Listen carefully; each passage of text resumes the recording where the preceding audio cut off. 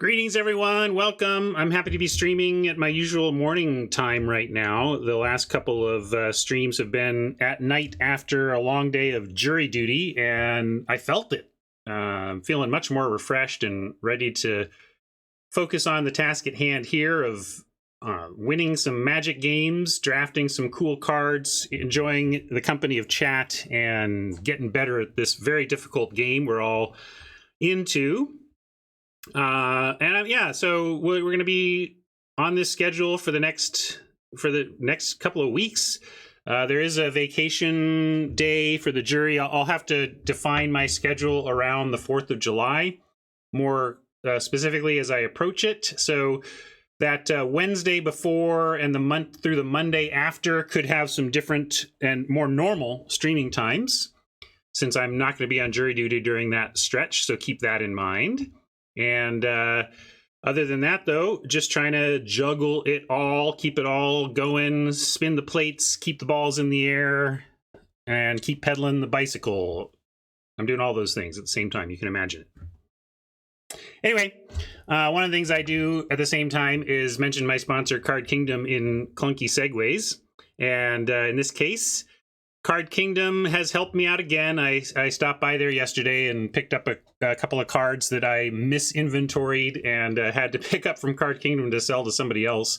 But they'll sell directly to you, and you'll be pretty thrilled with the results if you choose to give them your business. And if you do choose to give them your business, I'm just asking that you consider getting there from here, and that means using my affiliate links. They're down in the panels below, in the chat link, and in the YouTube notes. I'll have Card Kingdom links with my affiliate stuff on it and lets them know you got there from here. And then your purchases are associated with my stream and my sponsorship, and those things continue. That's how it all works. So thank you for all of your support. Appreciate all your subs and everything, but I especially appreciate those of you who, if you're buying cardboard, you consider Card Kingdom and consider my affiliate link when you do. Much appreciated for that. We're going to hop into a cube draft here. Now, I could, the other thing is Friday, I should mention this because I don't know how much YouTube's expectations are driven by a gauntlet event on Fridays. I have suspended gauntlet during jury duty, partly because I actually just need to get my actual games in on the client to grind my gold and make my progress. And also just because really the gauntlet is supposed to be a dash of content that occurs once a week as opposed to being, a heavier percentage of it. So that's the deal there. And just so you know, if you're wondering, is this gauntlet or not? Nope, I'm going to go in against the system. And if although I have said if I bomb out of this really quickly or something, if in 90 minutes from now I'm done with this event, I will consider taking on a heads up challenge. Maybe I can do a sealed with somebody or something like that. So we'll go ahead and see about ad hoc battles versus viewers after a on-system event during jury duty. So thanks, everybody. I'm going to go ahead and enter with gems here. Get out of your way. I don't know how... Okay, I was going to say, I'm always wondering how long best of three is going to take to fill.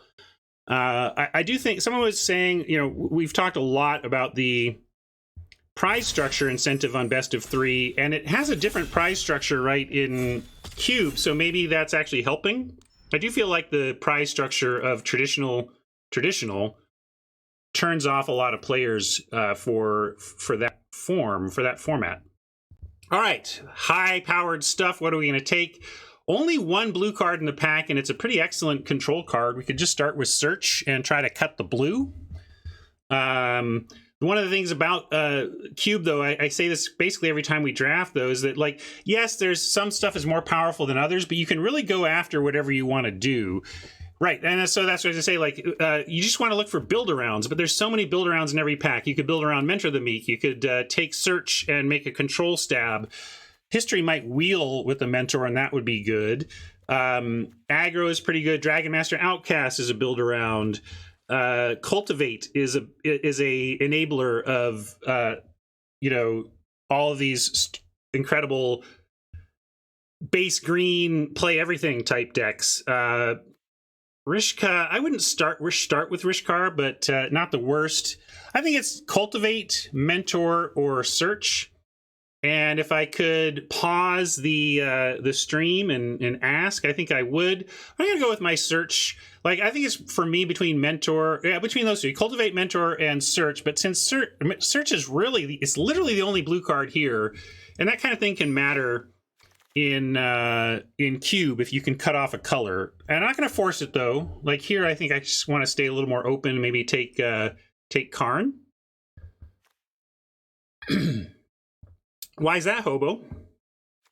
Because I'm taking so long to pick, or because I'm making such incredible picks there's going to be nothing left in the pack for him? Hieroglyphic Illumination, a little early for that. A little early for Fibblethip. But Karn, even if we abandon blue, we could end up... I mean, Karn has a job. You don't just throw Karn in any deck because it's colorless. I wouldn't really put this in aggro, for example. But we're also best of 3, which means we can pick up tools to manage aggro and have better sideboard outs against them. So let's go ahead and take Karn. Karn is so slow and dirtly, you're right, Math. But we're going to try and make that work if we end up there. Could still end up pivoting to aggro for all I know. Waker, Poison... Shade was suggested for last pack, sure. No strong signal, I agree. There's some stuff like Judith is a fun build around. But mostly these are role players. Grateful Apparition is a little bit of a, more of a, not a role player, but a synergy piece. I don't want to say build around, but if you were doing a thing, it's a high synergy card. Like you don't want this unless you're doing the thing. So maybe that is build around. Yeah, I like removal more than the whale, but I'm also trying to, I'm thinking of the signals as well, continuing to cut the blue.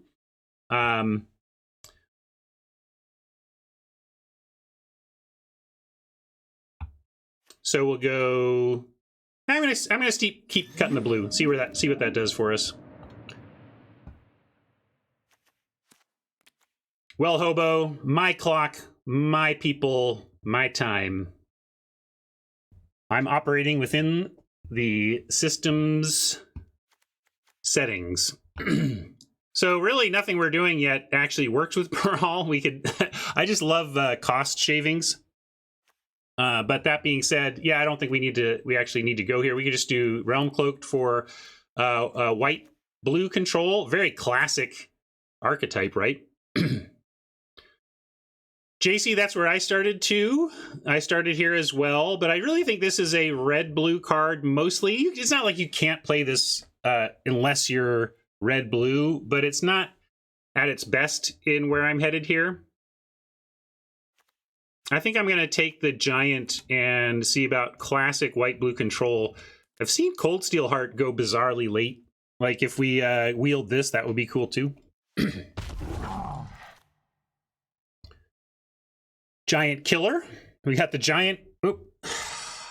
Well, I'm going to take a screenshot. I thought they fixed that bug. And you know, it only happens because of the other bug of, because I drag and reserve like this. If you see me dragging cards to the side, why do I do that? Why don't you just click it? Because sometimes it's so damn sensitive, I click it to just try and reserve it and it picks it. So like I click and drag to guarantee that I'm reserving something and not picking it. And then, it goes away on me. But how does the scene change, right? Because I'm dragging a pick on a fresh scene.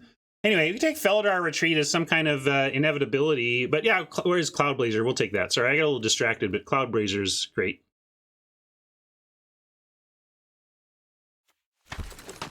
In fact, maybe I would have ended up there anyway, but it's just annoying that I didn't even have the choice of picks because the system said, nah. And here we go. Conclave Mentor is a fun build around. We're not going to take it, but I'm just saying, like, Conclave Mentor, Cathar's Crusade, and the Spirit that we passed. I was talking about how that Spirit flyer was a synergy pick and not necessarily a raw power pick. And Conclave Mentor is that way too. Yeah, we can take Lily and pivot towards Esper, but you know what? I'm going to just, I'm looking to stick to the white-blue control plan here. Yeah, I take a duel here, but the Veil is good enough. Opt. Legion's Landing, there's great white aggro cards here, but these aren't control cards. Meanwhile, Mangara, though, is kind of on plan, although if we're looking to board wipe, creatures become less on plan. But this does do, yeah, a lot of things. That's fair. We'll go ahead and take the catch-all, annoy opponent Mangara. Angel of Sanctions is pretty sweet. Treasure Map is pretty sweet for the control decks too, though. But Angel followed by, oh, you killed my Angel? Well, I'm going to embalm it and get that thing again. We just got to take this. And it's like non-land permanent. It's not even creature. Like we can get rid of their Planeswalker. And then the Mentor comes around to say maybe we can even pivot back into, maybe is an aggro creature deck here or something. But I don't know how well it fits into this deck. I practically want to take the Karn's Bastion as something that could actually work in our deck. But we'll take it. And we'll see if we get enough support for it. And we can also lean into things that do support it. Ministrant. What do we think? Prismatic Bridge we tried last time in the cube. That was pretty fun.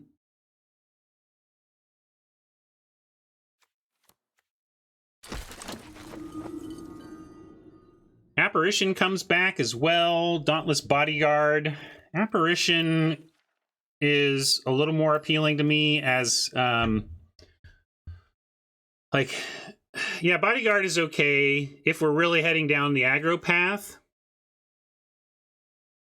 But I think I'm going to take Apparition on the strength of it being able to do some other things. Although if we do end up straight just white aggro now, we'll wish we had the Bodyguard. But with where we're currently at, I like the Apparition.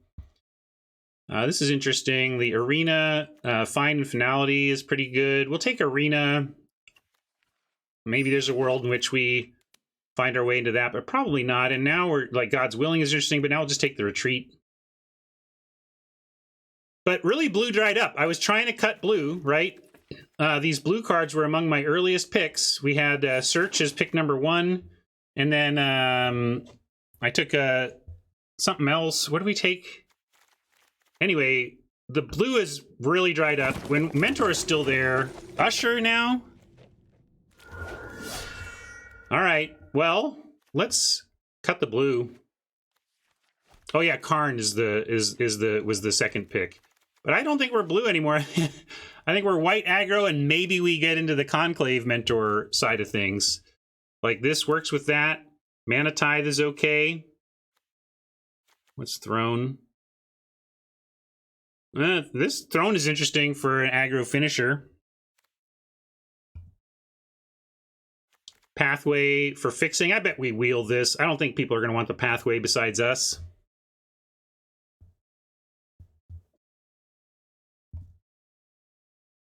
I'm going to go with the Ooze. I think we're headed towards green, white. And I'm okay with that. I think this could be good. Speaking of, we get a Johnny Greathearted. We could try to wheel this again if we're the only ones doing the thing. We could potentially do that.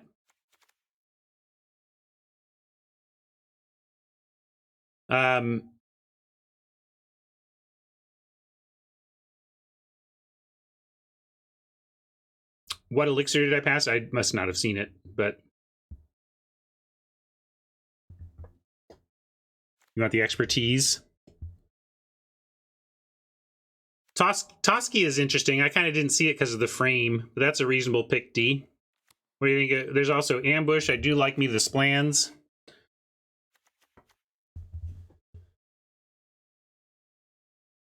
All good suggestions. There's a lot of things to consider here. But with the Felidar, and I bet we wheel the expertise. I like it. I'm going to take the Toski, and we'll try to be Selesnya. Go wide, token aggro. Venerated fits right in that. So does Visionary, but Venerated Loxodon is where I want to be. All this makes me want to do is just have more one, like so now I want that that 1-drop I passed. The Hallowed Blade is great too, but Loxodon is great in the abstract. Now imagine it with Conclave Mentor. Do you like Conclave Mentor Loxodon? Anybody? Elspeth does the go wide. So we'll probably just do that. I like a call in this type of deck too. If you do end up with a lot of mana, you can just say, all right, well, how about I win? In the meantime, it's a land. It enters untapped. But yeah, Elspeth here is good. You like Prince Hammer? Fair. Even the gods cannot escape my wrath. Ooh, Savior or Heliod. Heliod's the far sexier card, but Savior with Loxodon is pretty darn good. And Redain, let me remind myself of what's going on here. Snowland, yeah, non-creature, and then source.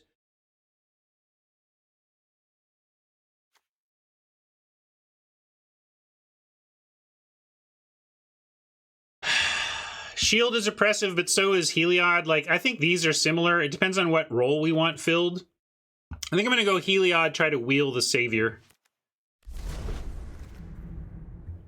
Great Henge is super interesting, but not really where this particular greenish deck is at. We're not even that green. We might just end up being mono white. And to that end, we could take a Crawling Barrens or an animation module to work the Conclave Mentor angle. But it's interesting, but it just might wheel. Like, this is the type of things that nobody really wants, but Elite does the counter thing as well. I'm just going to take the Elite. I think we want the module, but I think I'm going to take the Elite, and I bet we wheel the module. I don't think anybody's doing this. It's a reason to be green, but it's a reason to be big green. This is only good if you're doing big green, and I don't think we're doing big green yet. We're mostly white. We're mostly small white, not big green. So I'm going to make that choice. Regrowth is practically, I mean, we can take a pathway in case we wanted to try and find a, Cloud Blazer, sneak that in or something. Or maybe we're still end up in white-blue. I mean, I'm not even sold that we're green yet. So it's Regrowth or the land. Nothing else here. I mean, we could add another potential color. But we'll go Regrowth. Pathway, yeah, JC likes the land. I'm taking the Regrowth, but I don't mind. I don't blame you for wanting the land. Dromoka's Command overperformed when we had it. Like, or did I? Was that off air? I've had it. I played an event where I kind of said, yeah, sure, I'll play this command. And then actually every time I had the command, it was vital. Like, it just always did something super important for whatever board state I had. And then we get a Mana Tithe on the wheel. That's nice. That's the type of thing that slips in. We can take the Throne, though. We talked about that. I think next pick is where Johnny might be. I think so. I think this is our first pack. So what do you like? Throne or Tithe? I'll take the Throne. I've never really played it before, and we actually have the Go Wide tokens that could make that work. This is where I think we were going to get a Johnny, right? Maybe? But we have the Ambush or the Expertise. But given what we've been doing, let's just take the... you like the Garrick? Yeah, it's okay, but I'm going to take Expertise because... Garrick is double green, and I want to be heavy white, light green. But at the same time, I want enough green to play Scavenging Ooze, Mentor, and Elite. So I don't know, that was a tough pick. We're not exactly a play at instant speed deck, but I'll still take the Night Pack Ambusher on the strength, really, of just a 4/4 flash for 4. It does have the double green problem that I just declined on the other, but hey, Hobo, if I'm too slow for your world, you can take off. But I don't need to keep hearing about the way I draft. I'll take this.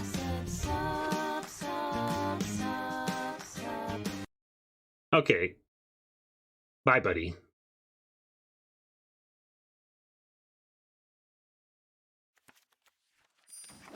You're calling a streamer rude for doing the job of streaming. You can F off. This is the job I do, dude. And I know you're a dude. I know it.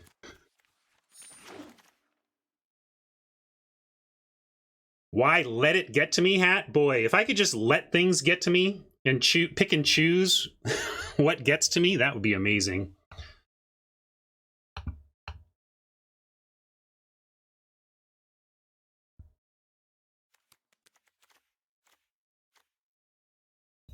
Can I take the light, get some interaction?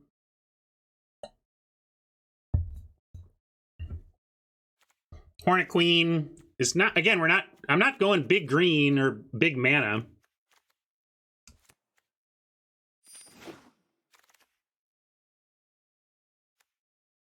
And also, one of the reasons I give it airtime, Hat, is that I hope that dude hears me. And like maybe changes, it's possible. I'll probably just Alseid here. You like Pablo?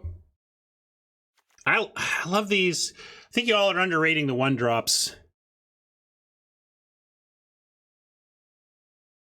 I do like this, but yeah, everybody here wants Pablo. Watch. Ha. Suck it.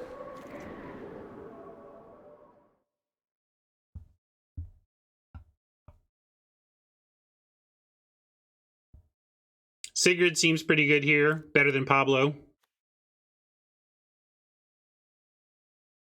Cast out, excellent as well, but let's just take a cast out that actually attacks and blocks.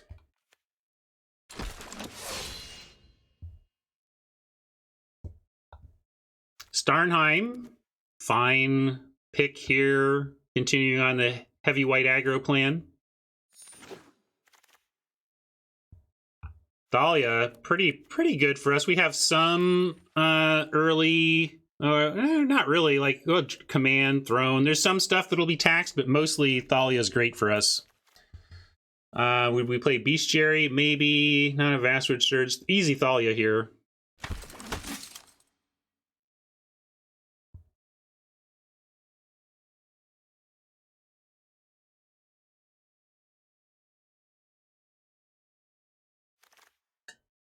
We might be getting to the point where we're asking ourselves if we are really playing the green or not.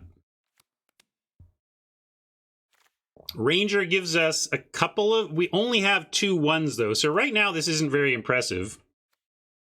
But the other option is like Thragtusk. And I'm going to take Ranger. We might pick up some 1s from here. Maybe I wheel the puppy. I don't think we're really doing the Ephemerate thing. We could take Bone Splitter. Turn our tokens into relevant threats. Goose, if we're heavy enough green. But I really think we're headed towards maybe mono white. I'm going to take the Bone Splitter on the possibility of that. I put it in the sideboard right now because I'm not sure. Vandal, interesting. Blast Zone, interesting if we are indeed monocolored, but Lurrus is our friend. Probably not going to companion Lurrus, but just hard casting Lurrus is great. Shepherd came back. I don't know what this is for, this Teferi's Protection. I don't know.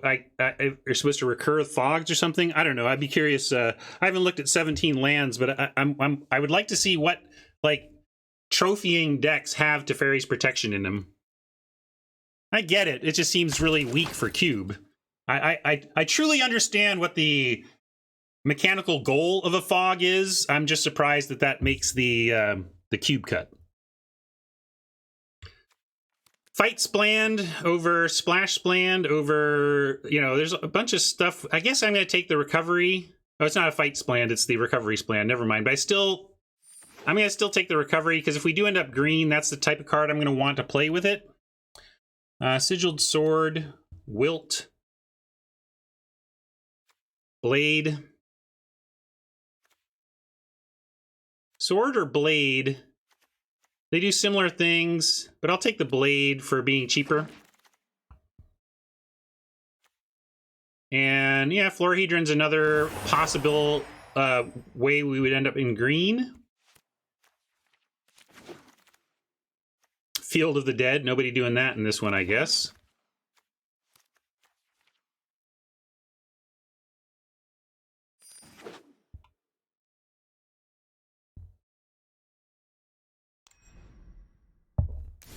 Yeah, I put it in the side because right now I'm thinking we're not green. Like, let's cut all the green and then see what it looks like without green as a place to start. And then consider the green after that.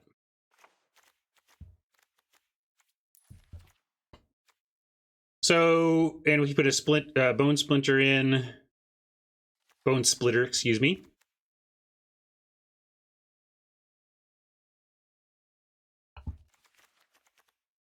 I'm not saying Pablo wouldn't have been strong. I'm saying Alseid was a more important pick to me, and I stand by it. I mean, we ended up picking up a ranger that can get it, and this, with Luris, Luris being able to recur Alseid. Like, in fact, I kind of wish, I don't know what we ended up taking. I think we took Heliod over the pup, the sack to indestructible pup, and I would rather have the pup right now. If you let me get that pup back and give up Heliod, I would. Yeah, this isn't really much of a Karn deck, so I'm thinking we do run some green.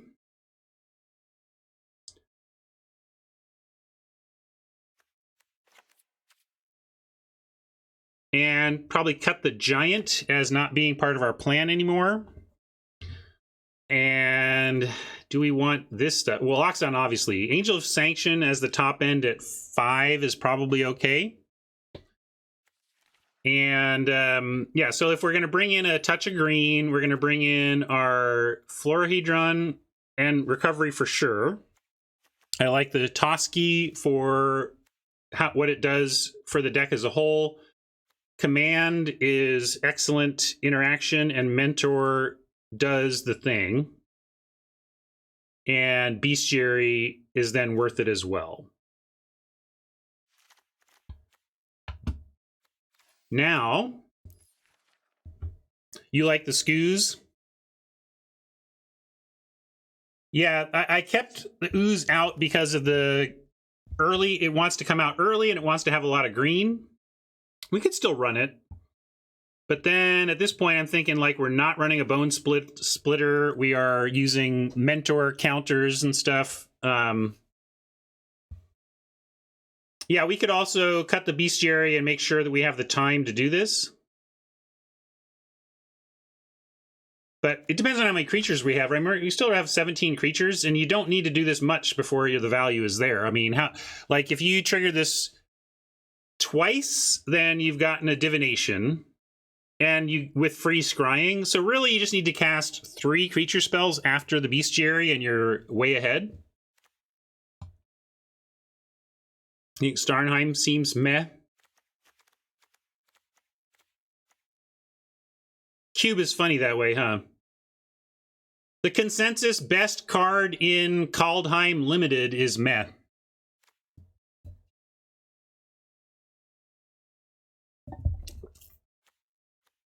All right, so let's cut the bestiary and consider it as a sideboard option.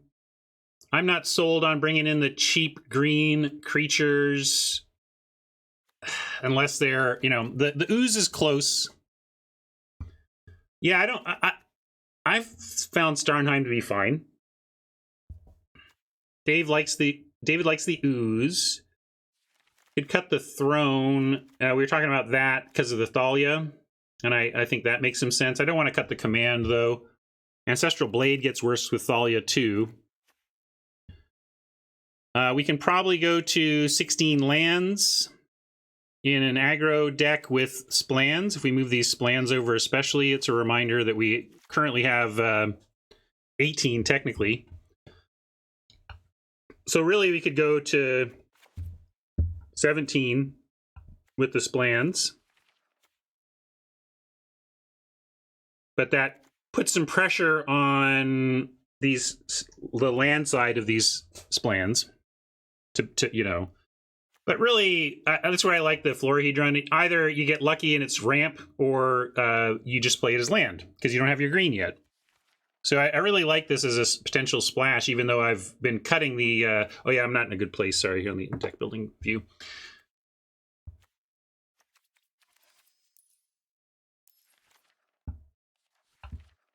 What else? What else? What else?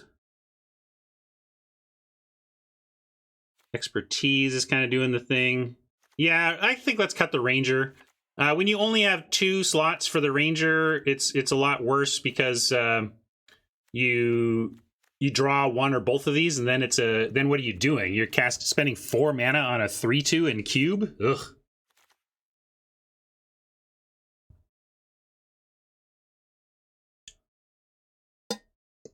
Mangara could be an argument for sideboard. Like, this is going to be obviously much better against some decks than others, right? So that's a fair point too. We could cut that one at least, and now we're below playables, you know, so we can add a couple back. And let's see what people want to add back. Let's take a vote on that, and then we'll get going. So ooze. How do you spell this? No, stop it. Just trying to... Mangara. Mangara. Axe. Well, here, I'll do this. I'll take out the Unleashed since it keeps coming up. And I'll put it on the list. Unleashed. Ooze, Mangara, Unleashed. What else were we looking at? Bone for Bone Splitter. Bestiary. I'll call that just Beast. I know that's not even how it's spelled, but Beast means Bestiary. Don't worry if we'll put the Triumph back. Don't worry. Here, fine. There you go. There's the Triumph. But let me cut that. There you. Oh, Arena. What? How? Oh, it was taking him out and just not updating the number. Sure, that makes sense, Arena. All right.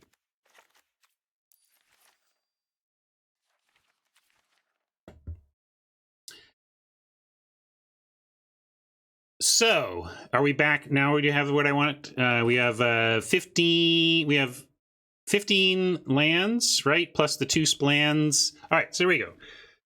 Any other nominations? Not sure what else we would run here, so I'll run this and see what you think are the most important cards. We'll add the top few. I'm on putting back the Starnheim and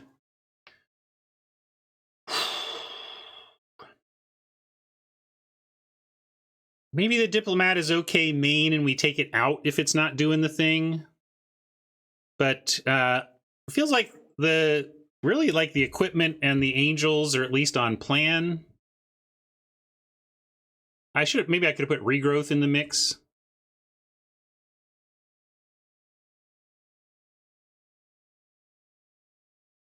All right, so it looks like those who care are looking for Unleashed and the Ooze.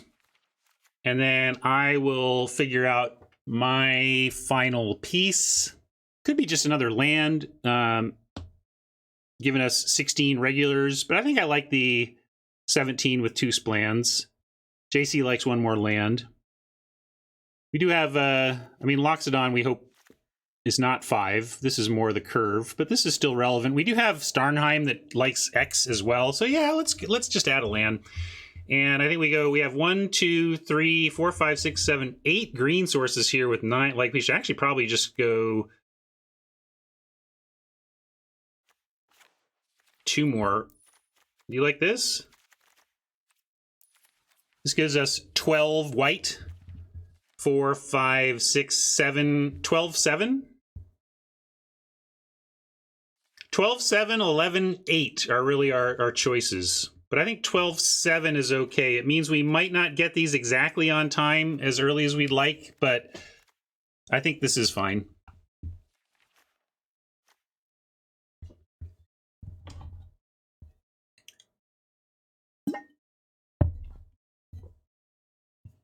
David likes the elite over the ooze. Nah, I mean, we'll still be able to activate it once if we can cast the ooze at all. Yeah, Feldar Retreat is in. And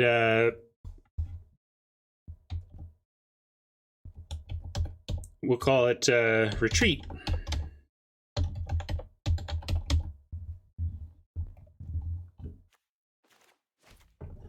Not that that's the main card here or anything.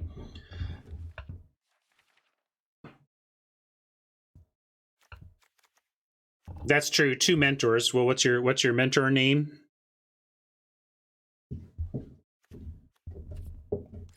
Whatever. Let's play Magic. But I owe Mama her sleeves, or else I'll owe her interest. Don't get into debt with Mama.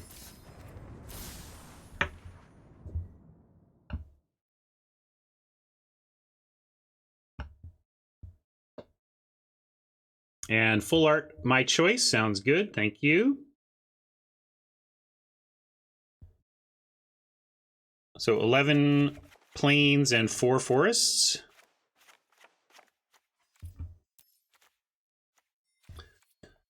Full art, my choice. Well, let's go to some Zendikar. I haven't done Zendikar fulls for a while.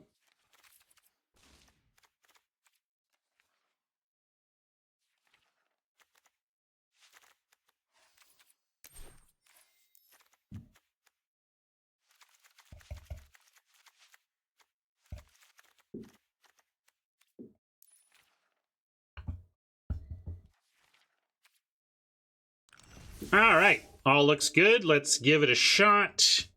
Throw it to this view, reset the record, and Polya. How many wins, if we played this out 1,000,000 times on average, would we get per event?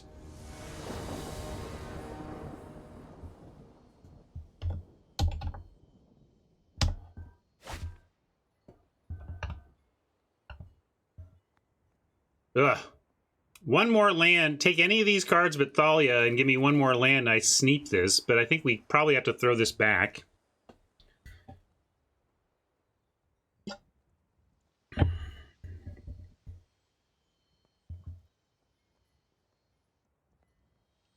Or show me the land on top. Yep, best of 3. Did I do it wrong? Sorry. I meant to do... Yeah, I did T-Par, right? There you go. All right, I'm going to mulligan. All right, that's kind of better. Ugh. Kind of. At least Elspeth into Loxodon is something. Which maybe means I give up Heliod? Which feels weird. But I think that's correct here.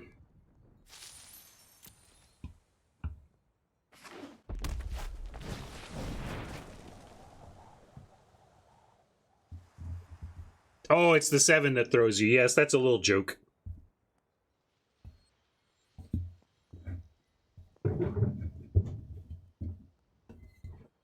Mama always wants to vote 7, so we leave that for her. And as you see, she didn't even vote 7. But others have picked up her joke.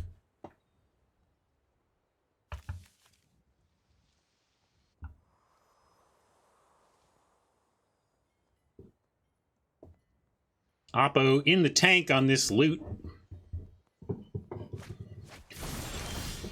By the way, this card was printed right before Sean Main said, why don't we make red looting discard then draw? That was Sean Main's idea. And it came like a set too late. So the very first red looting card was not a rummage card because it hadn't been thought of at the moment. And then Sean Main said, what about ...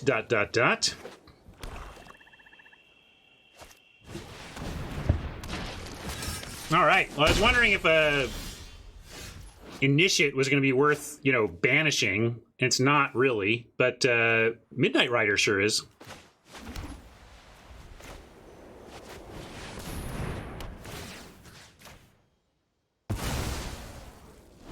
Yeah, JC, definitely a slow start for this deck, but as we were already mulliganed to 6, I felt like I had to keep.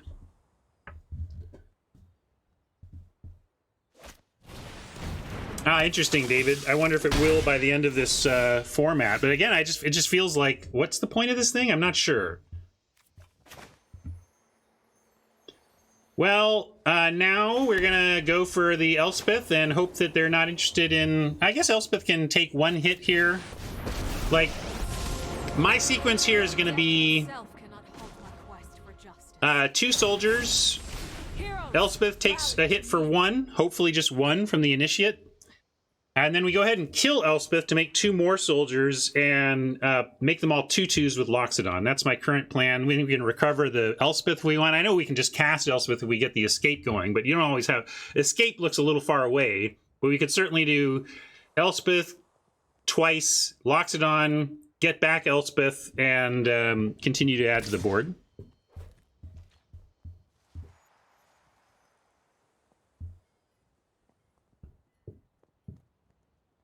Faithful to Doing would be much better if it was discard 2 then draw 2. Why is that? Like, rummaging is basically strictly worse than looting, so you're gonna have to convince me why it's not in that case. But yeah, but that's not that is corrected. If you look at the wording of rummage doesn't let you do that. We talked about that, like that. Hey, at 0 cards in hand, do we really want this to be card draw? And the answer was no, we don't. Not run. All the language is like, if you do, or discard a card, therefore discarding is the cost and can't be not done. That's usually how it's done.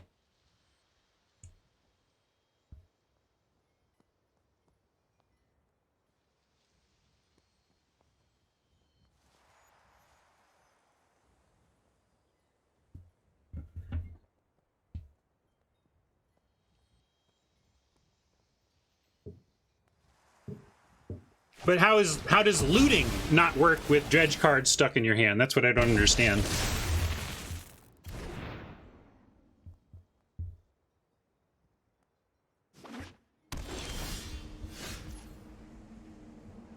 Oh wow, so we even get should have sent a poet. Should have sent a poet.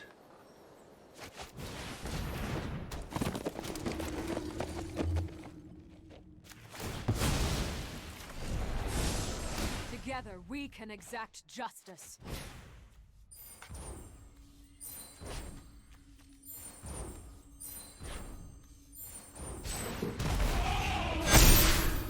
Was that okay? Was that all right? Was that not good enough for you? All right, how about this then?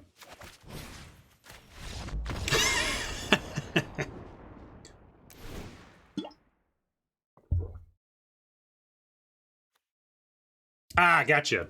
Thanks, Vargan. Understood.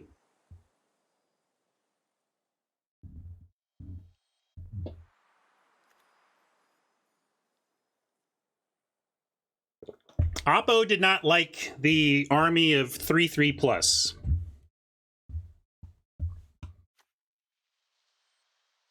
Hornet Queen, Cathar's Crusade. Yeah, I ended up taking the Mentor, but Cathar's Crusade was potentially available for us as well. What do we learn about Oppo? Looks like red-black sack. Steel and sack, question mark? Maybe. But low to the ground, steel and sack. Do we want Mangara? It's got lifelink. If they've got a bunch of ground creatures, small ground creatures, this could be okay.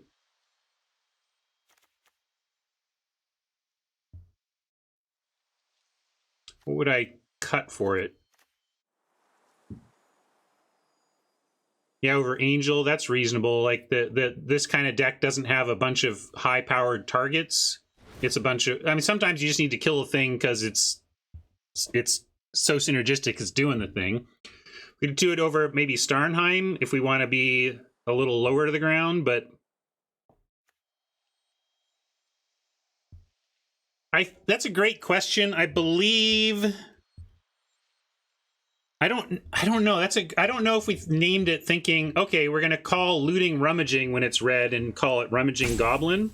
Let me ask. I might reach out and ask Sean Main if he remembers.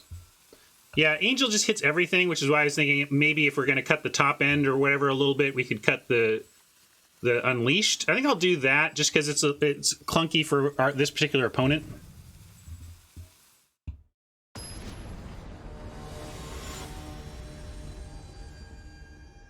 But I'll reach out to Kelly Diggs and Sean Main because Kelly Diggs is a friend and former colleague from the creative team who did a lot of the card naming work, and Sean designed the mechanics. So between those two, I bet we can find out whether Rummaging Goblin was named knowing that we were naming the slang for the mechanic.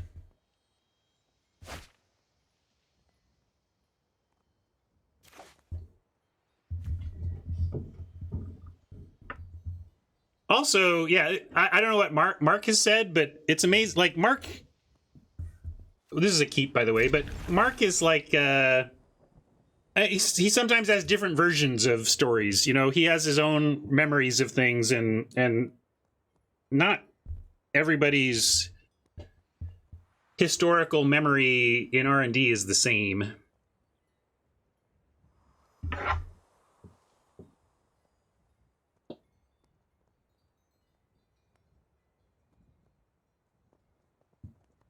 So we're looking to go Thalia into Mentor, into Loxodon, into extra counters.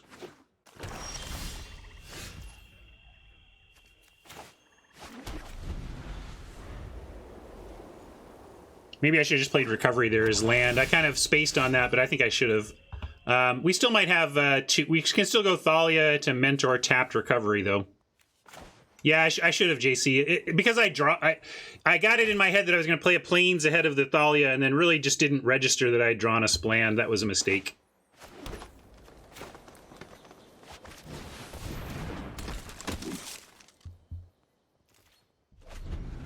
Oppo on the Mold of 5, and if they have removal for Thalia, they need to pay extra for it.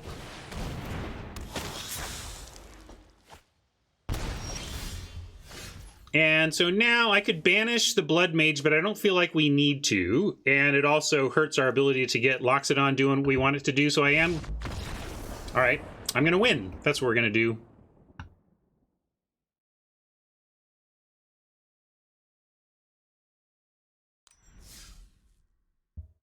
What can't I do?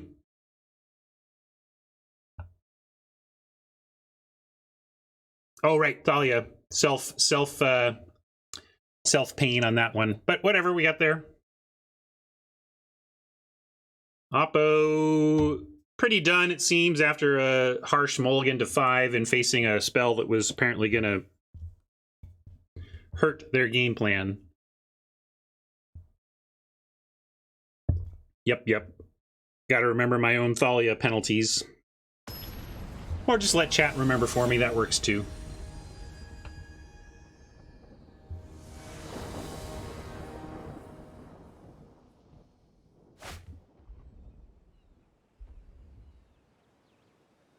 Looks good. I'm going to keep the Recovery as spell here. We got plenty of mana to handle our first few plays, so the Recovery can be a spell for us.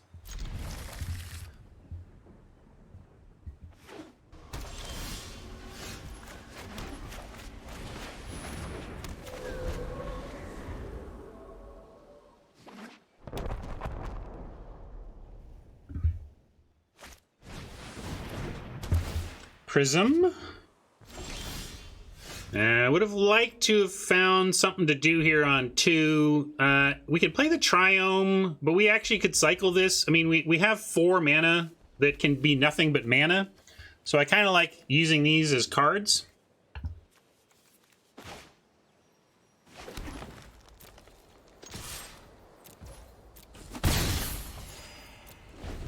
Yeah, if they don't put up any fight for Heliod plus Alseid, this could be good.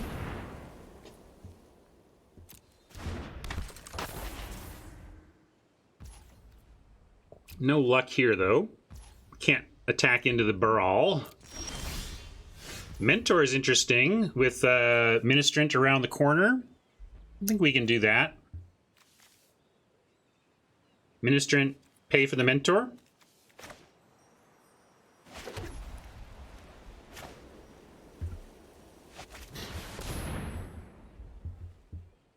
Yeah, they could have a counter for sure. With Baral, we got to remember, it's funny, Baral is like the anti-Thalia, right? We should get Thalia out and Oppo play Baral. That'd be hilarious.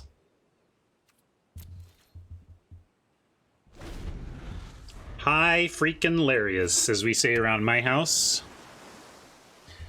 When somebody's being only kind of funny. You are high freaking hilarious.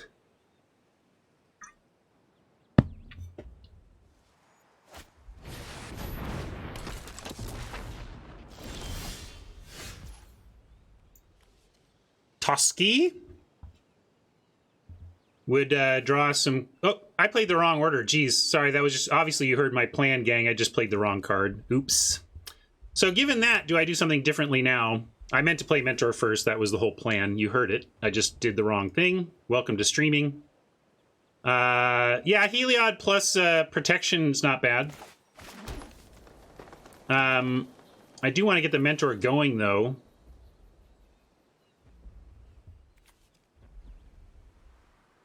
But yeah, all right. I'll do Heliod plus... Oh, I'll say it is colorless. That's why it's not caring what we're doing there. Got it.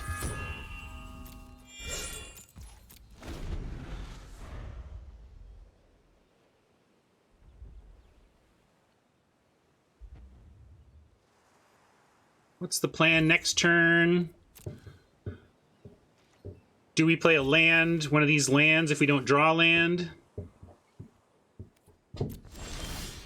We drew land, so that kind of answers that. We're not going to do that. That makes me want to go play the plains. And yeah, let's just get Toski down with the bounty, right? And then it starts to get real interesting next turn.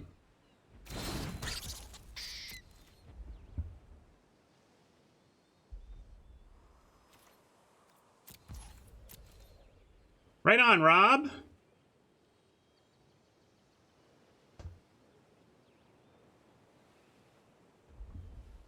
What do you want? What meme do you want? I guess, here, let's see. This is Rob's meme for the statement. I'm playing in my first paper event in 15 months today, a paper MH2 pre-release. Everything's coming up Millhouse. There you go. You meant to hit highlight. Well, you got a meme instead. Charging up the blast zone.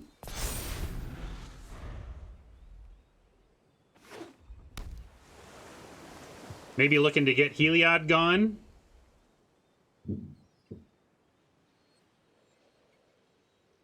But that's indestructible. That's indestructible. This dies into creatures. And this dies to protect something that would otherwise die. Although Alseid does not protect against colorless lands, I'll say that.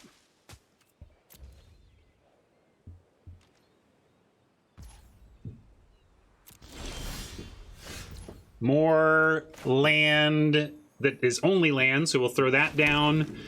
And then go ahead and send maybe even both, like... although let's put a counter on the Ministrant, then it can start attacking through this stuff. Yeah, maybe I'm supposed to cycle first, that's reasonable. But we're already in attack, so let's go here, and then... lifelink it up, regardless of how they block.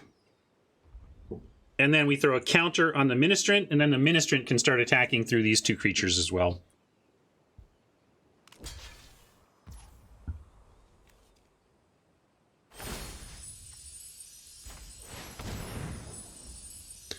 Suggestions to cycle the Triome on Oppo's turn. We can also play the Mentor and continue to have Alseid up for protection. It just won't protect against Blast Zone, so maybe we try to get him to use Blast Zone first anyway.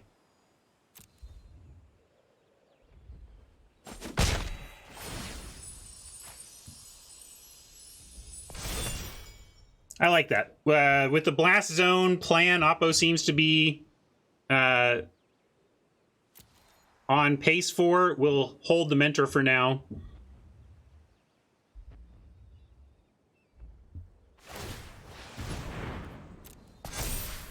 And again, I mean, if their plan here is to blow up the Ministrant, then we're all, you know, it's sad that we don't get the Mentor triggers on the 1/1s, but we would lose the Mentor, so.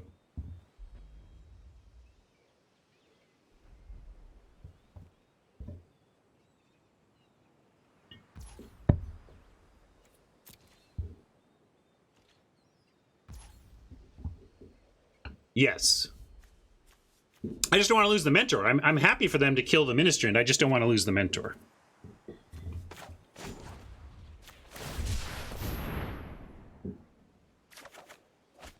There we go. Now we can Mentor, Apparition, and draw. And if we draw a land, we can even still have the Alseid up. Not that I want to draw a land, but we did. So we have a Silver Lining. That's true. We can work all of this stuff out after we attack here and decide after we see what Oppo is up to and all that. This might be where the Ministrant just dies anyway to the Blast Zone. Let's see if Oppo wants to Blast Zone here. That's what we're hoping for, because then we can follow with the whole Mentor plan.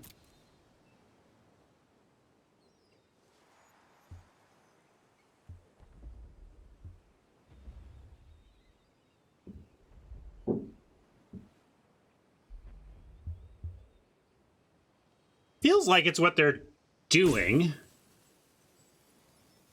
And I'm so totally fine with it. I just hope that that's what they do. Ah, settle. Interesting. Okay, okay. Settle. Protection doesn't help, right? Exile all attacking creatures, and that's a great card against us. Look at that. So, nothing to do about it. We just let this happen.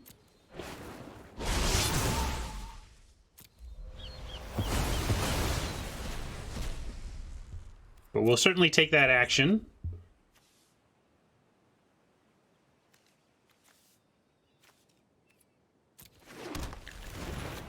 And yeah, they got the Blast Zone to take out the Mentor, but we can Mentor, Apparition, draw, and then if they want to do that, we do have the Recovery in hand to kind of reset. In fact, maybe I should consider our recovery options. We got 4 mana, so I could recover just the Triome. So nothing to do there. We're going to do it. We're going to Mentor, Apparition, draw, and force Oppo to decide on actions.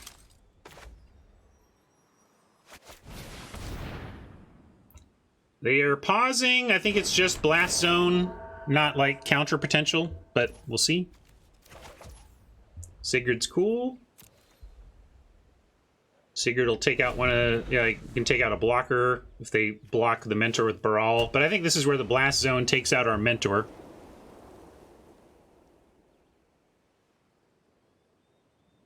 Yeah, it even works with tokens.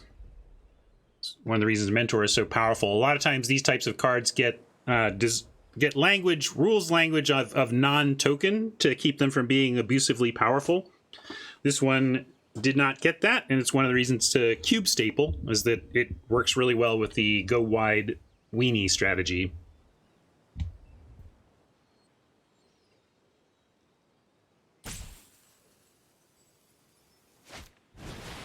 Yeah, I can put it past. That would be cool. Engine is interesting. This is a fun card for sure. Copy triggered ability, copy instant sorcery, copy permanent, copy. Now it looks like we do get to put it to 4. Sweet.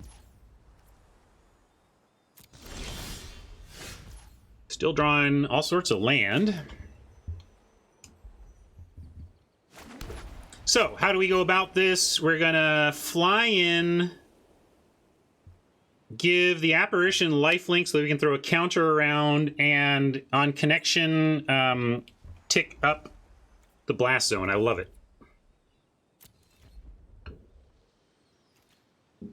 And we can even send both and use Siggy here. Let's do that.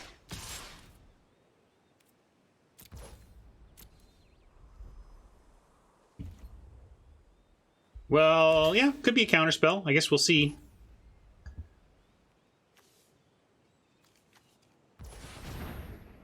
Well, I don't need to do this first. Let's start with Siggy getting rid of Baral if we can.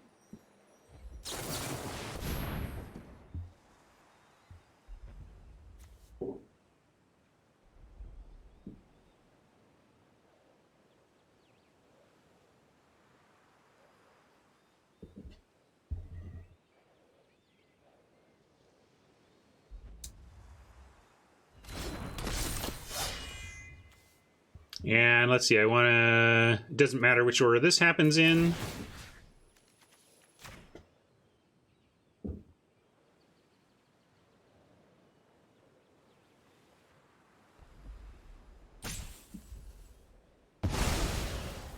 Get to draw off the Mentor.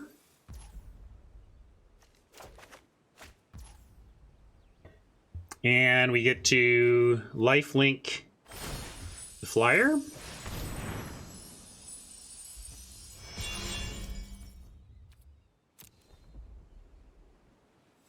This is where I want to stack the Heliod trigger above the proliferate. So it's in the right order. We want to give a counter and then proliferate counters. And where do we want this counter? I kind of like it just on the Flyer. Self-growing Flyer seems fine.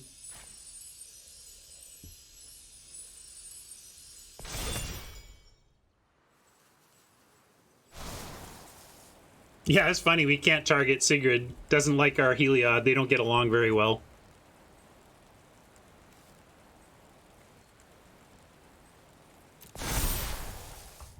Of course, now we got a Felidar Retreat I don't want to play because they can blast zone it.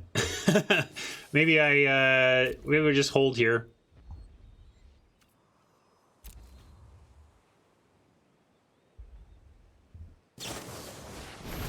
Lightning Helix, going after our apparition. This is where we use our Alseid.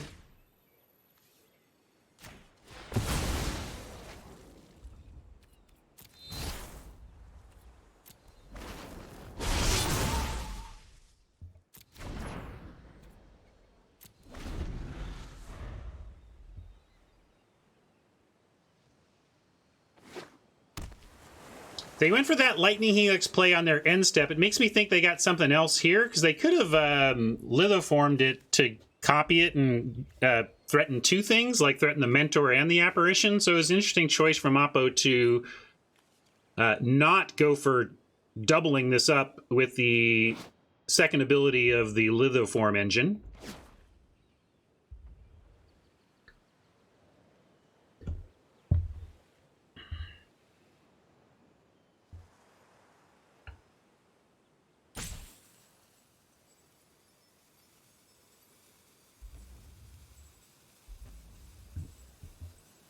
This is interesting. We thought we were getting into white-blue control. I was trying to cut blue at the beginning of this draft, and here we are playing white-green aggro.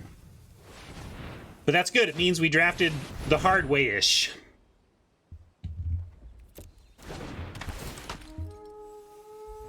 Oppo's getting a lot of value out of their spells. We are trying to keep pace, but you note that they got quite a grip full.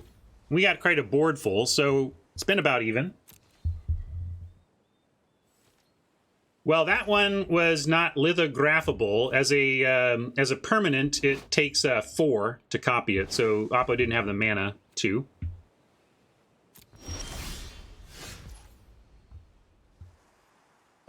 Angel of Sanctions. We could angel up the engine. We can already attack into the Cloud Blazer, so I kind of like that.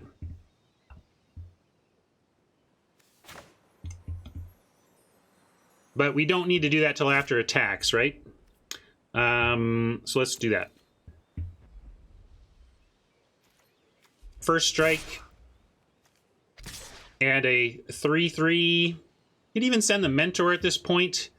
It probably is worth some value from here, but there's also value in saying, you know, clearing this board. Yeah, Heliod, of course, sorry. But I'm just thinking about the Mentor and whether that goes.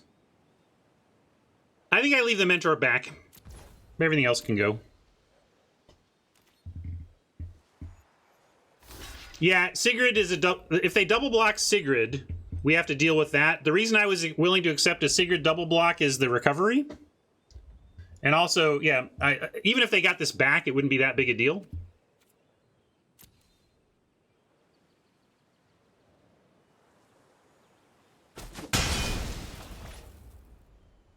Yeah, I'll do lifelink here.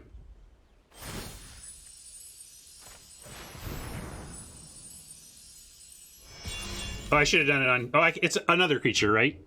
I can't do it to Heliod himself.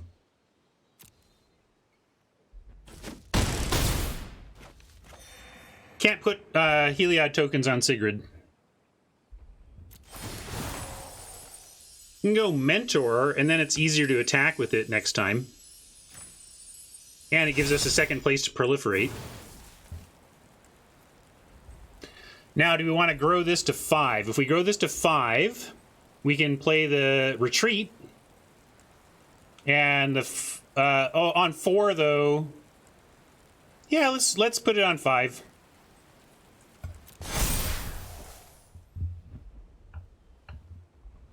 And do you want to do it and make them spend their turn on it? I guess at 12 we go ahead and just say, look, here you go. Go ahead and spend your turn killing this thing. We can embalm it right back, first of all. And second, next turn we have Retreat, play this as land, and put counters on everything, and then this card is nuts.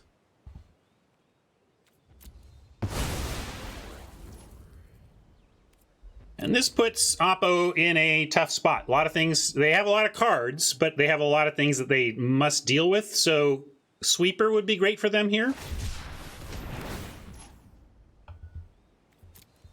The Cycle Shark Typhoon for 0 suggests they don't have the Sweeper yet and are looking for it.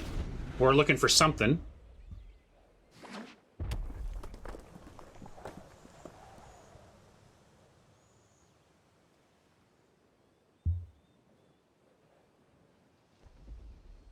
But if they got to spend 4 of their mana to take out just our 1 angel, I think we just win on this play afterwards.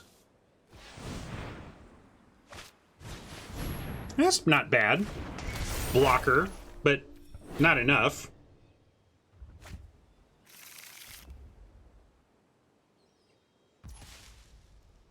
Every Friday, I'm still live at the usual time, true. My jury duty is Monday through Thursday.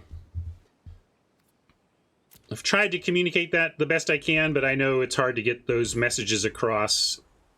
A lot of people not on Discord or Twitter are just kind of lucky to get any messaging.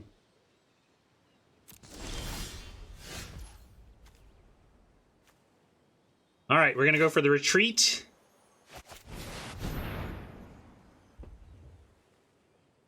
Exactly. It's hard to get messages across when messages aren't always read. I'm a little nervous about all this open mana. I still think it's about the Blast Zone, though. At Ryan Spain. If you... See, here's me. Look, right here.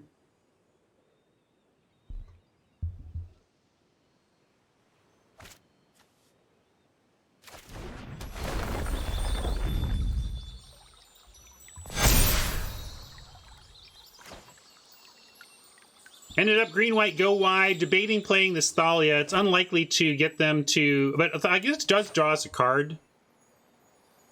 I'll hold it for now, though.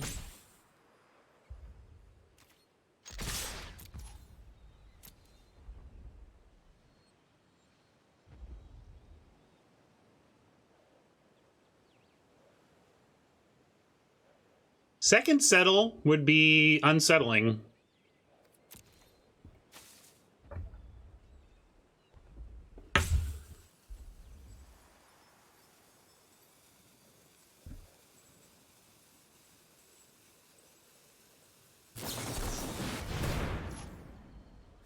So they are, what are they doing? Returning non-land permanent. So returning Heliod, creating a token that's a copy of their, this isn't a legend, just, yeah, okay, copy of that and draw a card. Okay, that's not the worst. So we just need to do some Helioding. I think I want one Helioding.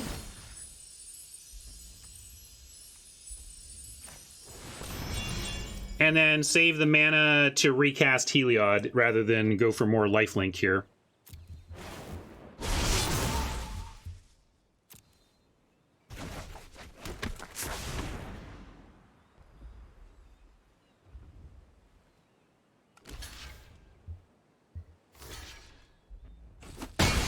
Oppo staying alive. Staying alive. Staying alive. And with no 6s, we're certainly going to move this blast zone up past out of our range. Nice blast zone.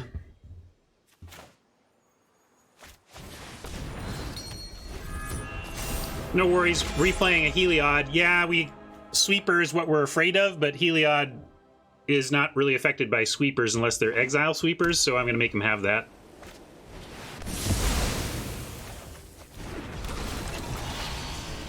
There's the Nova, sweeper we were worried about. But we still have Angel to come back.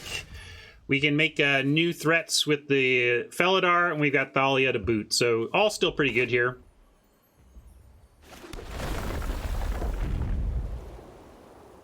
JC says, wait, what do you want, JC?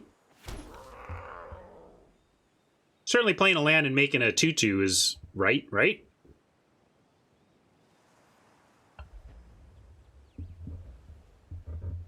Well, I still want to make creatures. I still want to go wide here.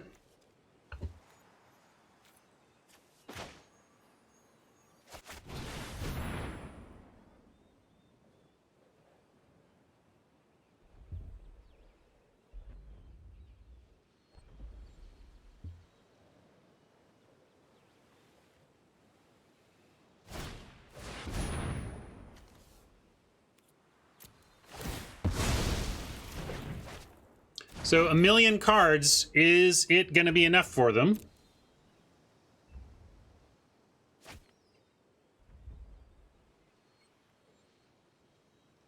Getting heavily outcarded here, which is where the Wraths are really tough, because now they 8-for-1'd us with a Wrath and had all this extra card draw to get them across the finish line.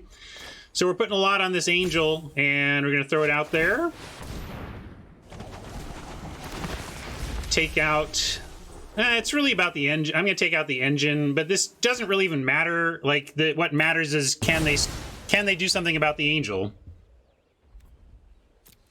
The answer is probably yes. I'm thinking we're disadvantaged now. They did find and cast the sweeper that we were worried about, and now it's going to be tougher to recover.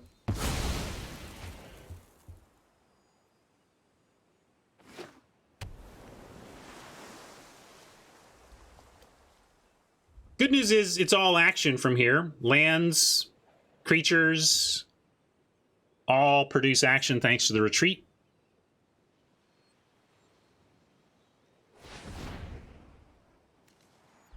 Yeah, it looks like Angel of Sanctions does not have casting cost. It's not that kind of dealio. Stealing our Heliod. Well, we're going to at least get some lifelink before it goes away.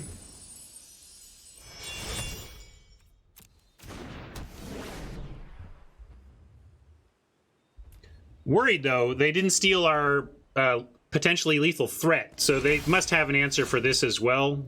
We can get rid of this lay claim. Is that going to be... It's not going to give us... like, maybe what I want to do is take out the Baral and try to threaten to win? What would you do with this? Baral or lay claim? I mean, Heliod doesn't really do all that much for us. I mean, it can counter these up, but I don't know if it does that much. We would be, no, we're at devotion 3. 1, 2, 3 would be our devotion. You like the lay claim? Well, if we're going to do the lay claim, I should do it pre-combat. Scotty likes lay claim. All right, I'll follow Scotty's line here. I got to watch time here. I'll start playing faster. I don't want to lose to clock.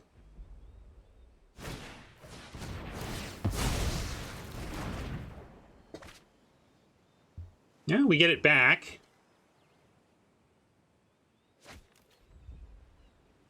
Their card quality continues to ramp up. They know we don't have anything in hand, so I'm not even going to bother threatening the 2/2. Technically threatening lethal-ish. I mean, they got Heliod to potentially gain some life, but just the card quality and card quantity that Oppo has had access to has been tough for our chances here. I can't believe I'm feeling as in it as I do. Just a second ago, they had 1 million cards. Now they're down to 4, but they've done such card quality sifting here that they're likely to be good 4s. I got 1425 to Oppo's plenty, 1809. So they're not that far ahead of me, but obviously if this goes to clock, I'm going to lose. So I want to make that not happen. But I don't have the clock on me now, so not much I can do. I just got to understand we're trying to get there with this. We are redrawing Banishing Light, so I can plan on what we plan to do there. That probably means going for the lay claim again. Oppo knows this.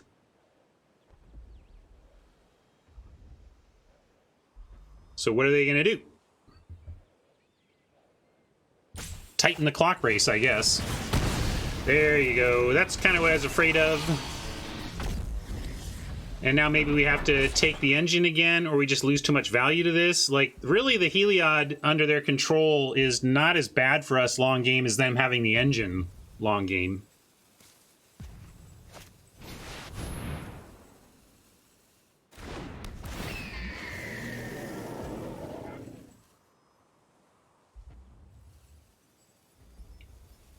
I don't know what they want to do here. Just draw a card there? All right. 1, 2, 3, 4. They can't really. I mean, they could copy a cheap activated ability, so that could do. They could copy that here. They could draw 2 cards if they wanted. We get the light though. Now we just got to get rid of Yorion, I suppose.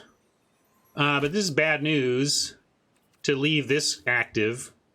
But we don't. I don't know how we attack through Yorion.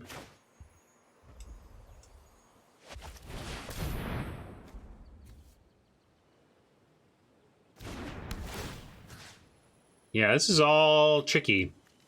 It's tricky. It might just be the engine, though. What do we have? Starnheim Unleashed, Elspeth, Luris, Loxodon, Command. I'm just trying to see what else we have to deal with this stuff. Probably, like, this game is totally slipping away. But I just feel like the engine is such a power move for this late game. I feel like this is where Oppo buries us in value, even more so than anything else here.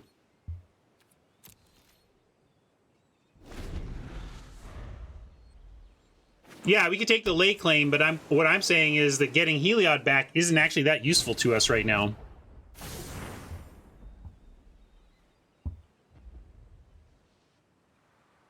Them keeping Heliod is useful because they can get their life total up with Yorion.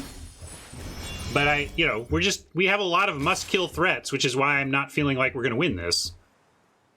I haven't felt like we were going to win this since I was staring at since their Wrath. Basically, failing to dodge this Cleansing Nova. The moment they cast Cleansing Nova, I'm like, okay, we're probably losing now. I can't believe we're still this far in it, really. This isn't bad. We can do Scavenging Ooze, and if it resolves, start chewing up. Almost want to quit now and make sure I have enough time for the next game. Although they're at 4 cards, so I shouldn't. Yeah, we should just try and deck them.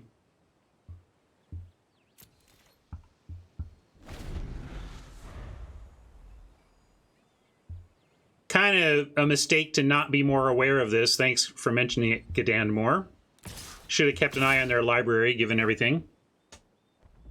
I'm not going to block here. If we find a land, we can make another creature and double block the shark, potentially.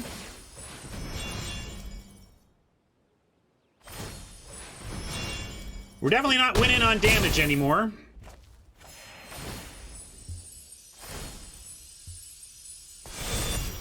But again, everything we draw has some sort of action associated with it. In this case, I'm just going to play this as a 4/4 and leave the 2/2 up rather than... Well, I guess we could actually make that a 3/3. I just don't know what that does for us. I'm going to just play this as a 4/4 and have one chump and one traitor.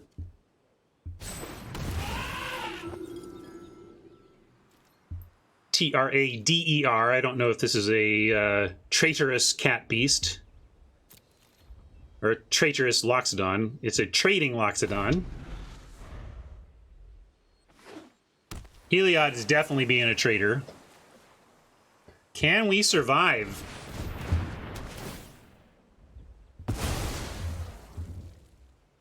Still need some help. And let's see, I think 9, 10, 11, 12, 13. That's going too low. I'll block the 5. What a frustrating game.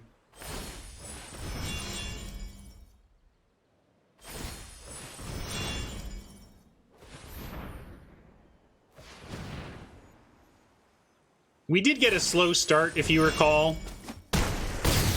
Oh no, is that a different game? Maybe I'm misremembering the start of this one.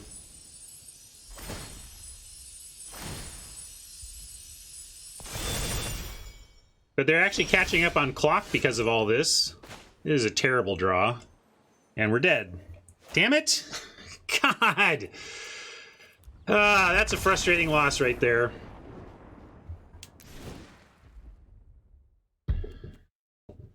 Gosh.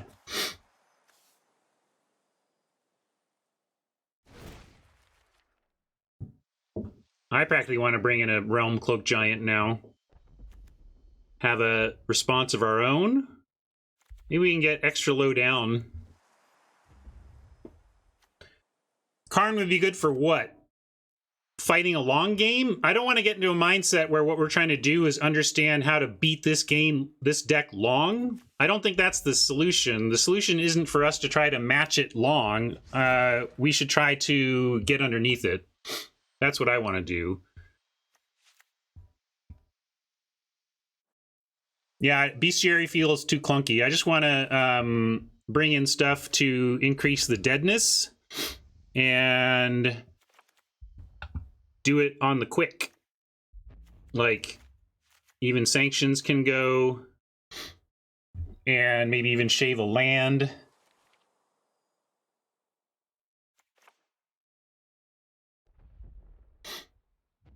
And then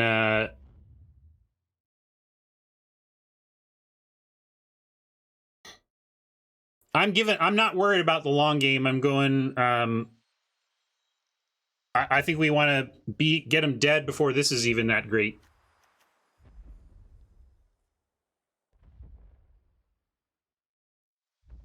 Well, I'm going to try it. Let's see how it goes.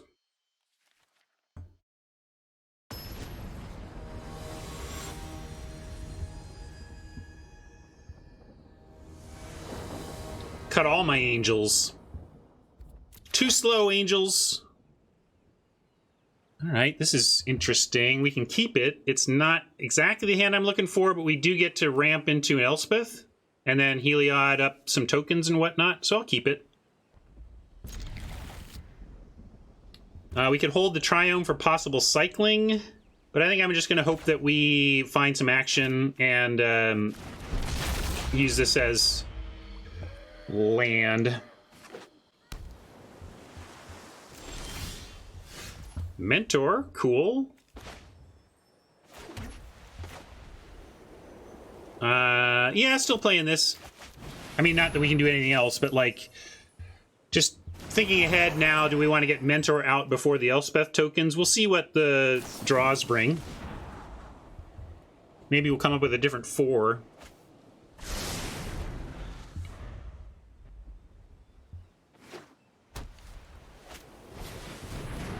Yeah, that's fair. We can Elspeth into Mentor Elspeth and get at least one card from that. That's reasonable.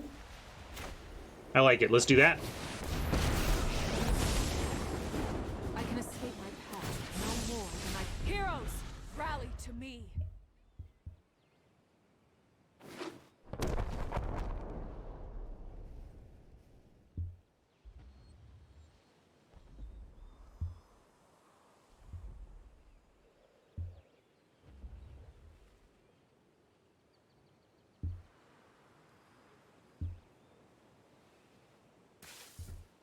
Continuing to try and play promptly here so we can maybe have Oppo pass us on clock. That's an interesting draw. But I still think... Ooh, maybe we do go... what about Thalia? Heliod Thalia here is interesting. It counts as a creature when I cast it, right? Because it's in the type line. I guess I'll just do this first anyway.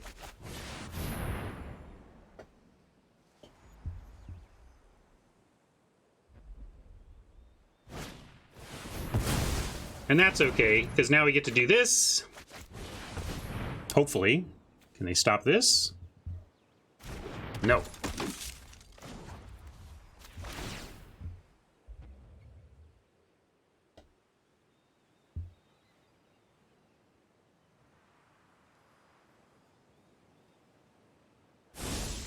I am proud of my comrades.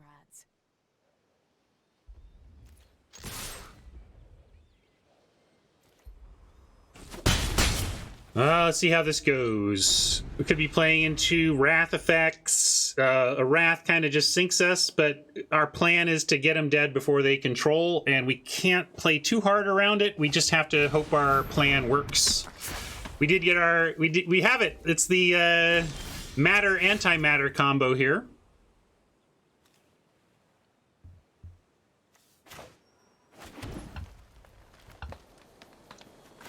And Mentor, I guess I can go Heliod and then Sandbag Mentor in case of action, and then we can Elspeth to get like Thalia through and a token through. I will do my best. And then I'm willing to give up... Not my Ramper, I don't think. Although we could even give up the Florahedron. But maybe we should. Like, if we're just trying to get all in aggro here. Yeah, I'm going to do the Heliod lifelink. I'm just trying to decide if we're sending the Florahedron. I think I'm going to. At this point, we got our mana. So the mana dork is really just another 1/1 looking to get in. And putting lifelink on the first striker means we can add a counter to one of the guys getting through. Oh, that's true. I can even put it here. You're right. Good call. We'll keep it alive anyway.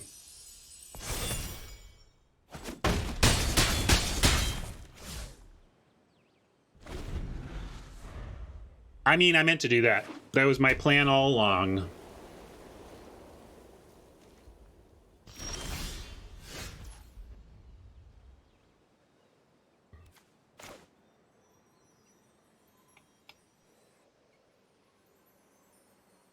So same play available. We'll save the Mentor, send in the rest.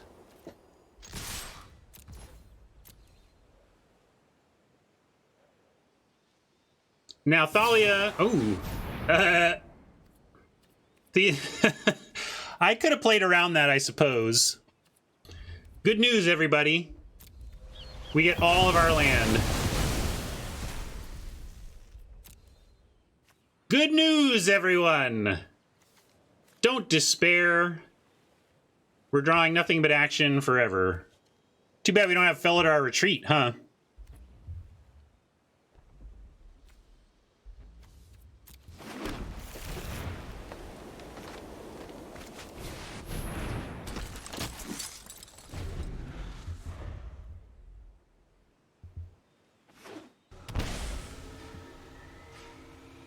Yeah, Felidar Retreat is a heck of an answer to settle the wreckage.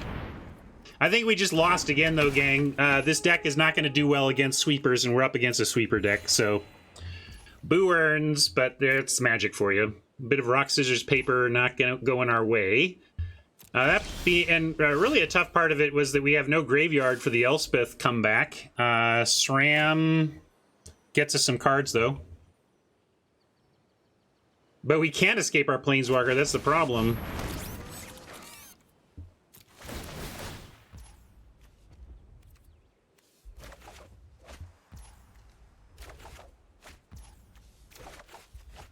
There, you're late, Retreat, but it's all right. Now, can we get Heliod going? If we bring out 1, 2, and it's 5, so we can go Shepherd and then Sigrid and actually attack with Heliod here. Yeah, we can swing in Sigrid, but we can also swing in we could actually swing with Heliod this turn if we wanted. But I think we can. I like still getting them with the Sigrid and having Shepherd up.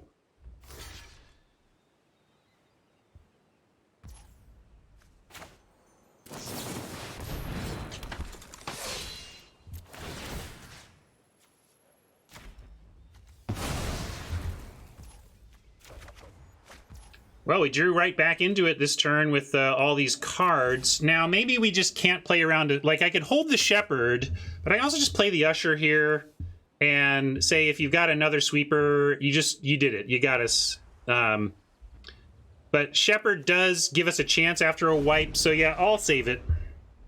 And then I can even bring back Sigrid and they wipe Baral, right? Yeah, restart Mentor is an option, and also bring back Sigrid and make them kill their own Baral is an option.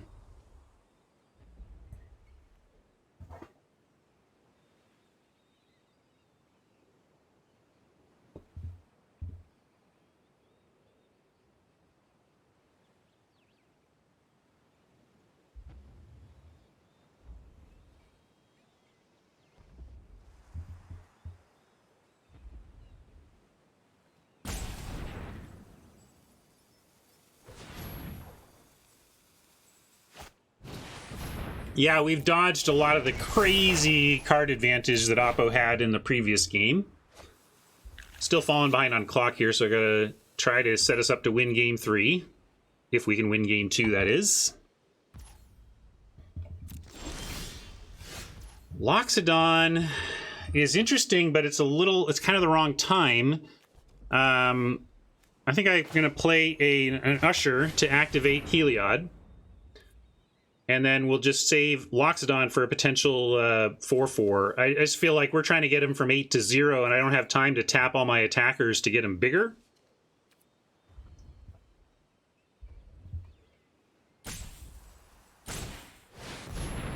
Command, what's the other one? Draw a card. Okay. We can still play the Shepherd and get our activation, or just the Loxodon if that's my plan. Or even the Retreat, but we don't have a land for the Retreat, so I'm going to go Loxodon... no tappage.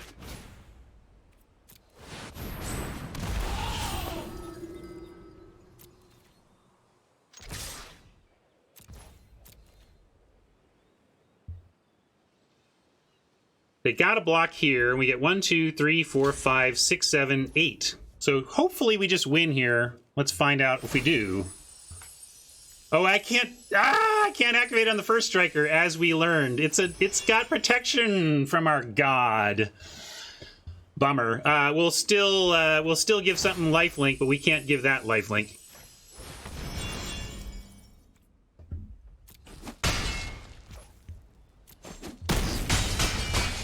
And this is where they find the sweeper and we end up 1 short, right? It'll be classic.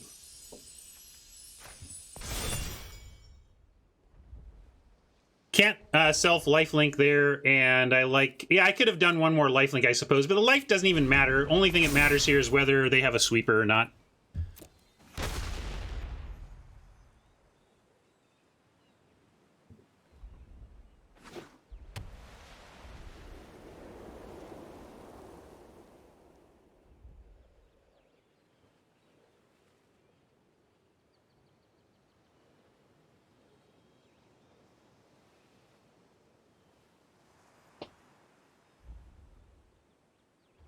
Yeah, I think I'm on save Sigrid if it comes to it. In fact, I should have spent green on the Loxodon. I'd just let auto tap, but if we had more white right now, if we had 3 white, we could go save Sigrid and recast Sigrid and win. So I really made a mistake to let auto tapper tap all white.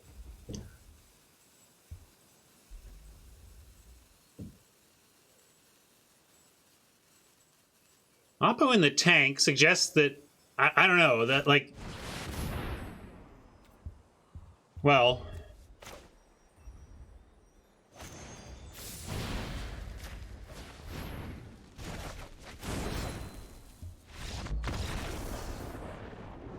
I don't know how that was going to save him anyway, but might as well take it back. All right.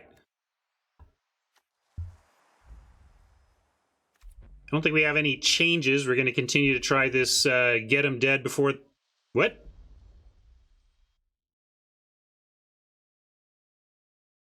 Everything's coming up Millhouse.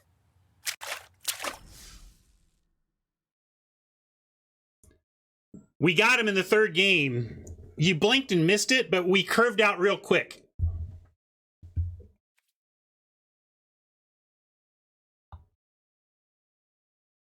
Weird.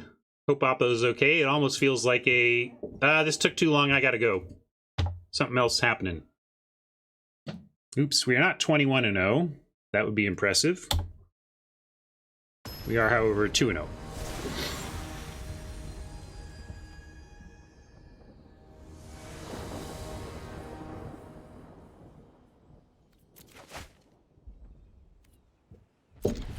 Reasonable keep here. I'm going to start on the Blade because we've got Thalia lurking in the deck.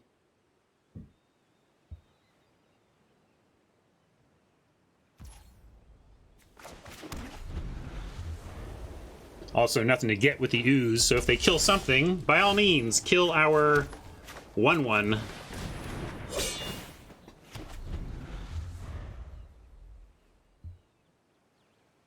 Nice land pickup so we can go into the Ministrant. I'll attack first, though.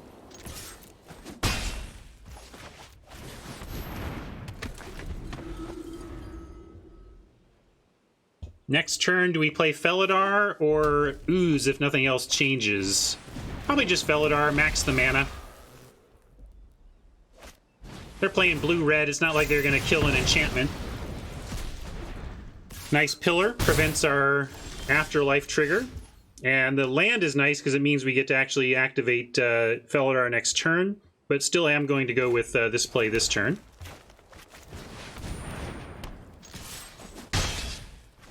Then we can land, make a creature, I think, and then Angel. And then we'll start doing counters.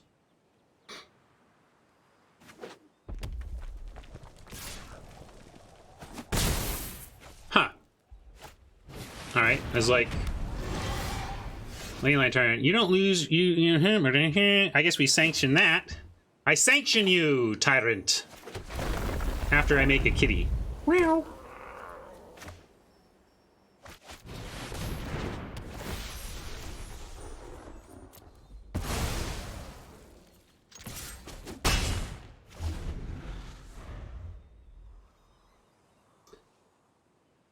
I hope the Angel survives, but I'm not counting on it. Although 4 toughness is reasonable against red, but there's a significant number of 4 damage red spells in the cube, so I'm not counting on this Angel surviving. But if it can, then maybe we can start even getting it farther out of red range with some counters. Heliod plus lifelink, plus land triggering with Felidar Retreat. So that's the hope.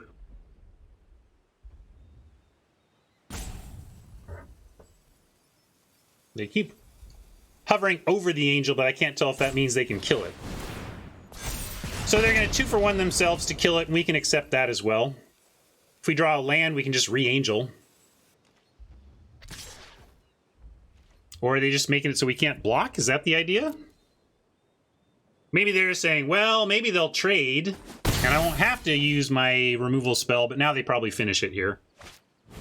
No! I accept your terms, Oppo. Oh. Ah! All right. Nice, nice. We'll do it. Heliod. plus lifelink, I think, is what I want here.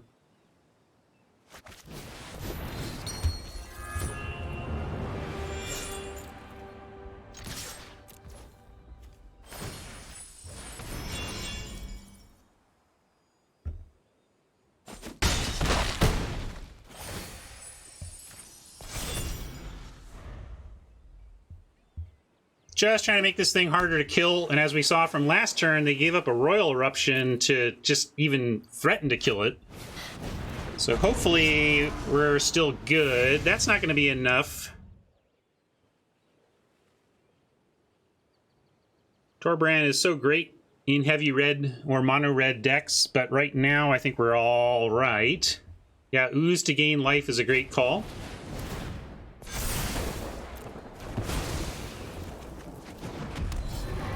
Ah, that Torbrand turned out to be super important for him. Now I want to land.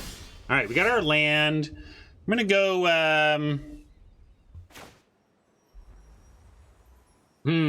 What do we want to do? I still think we go wide, or would you go tall with Felidar? Wide or tall? Because we could go Ooze, Usher, land, but we're at 3. We can't mess around here.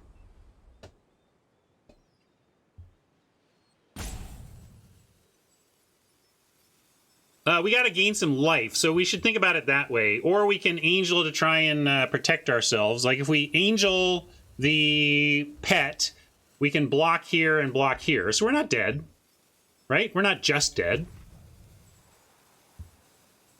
We don't even need to Angel Torbrand, unless they've got Trample that I'm missing or something.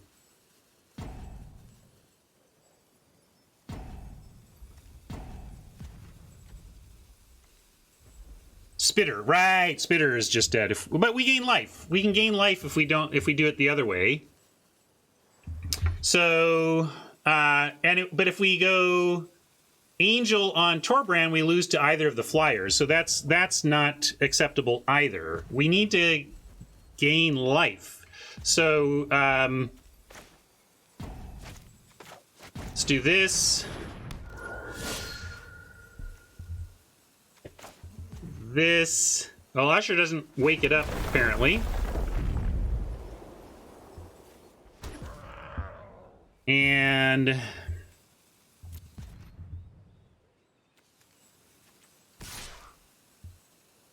send to gain here, and then Ooze gains us another. I don't know if this is enough, gang. I think we're just dead.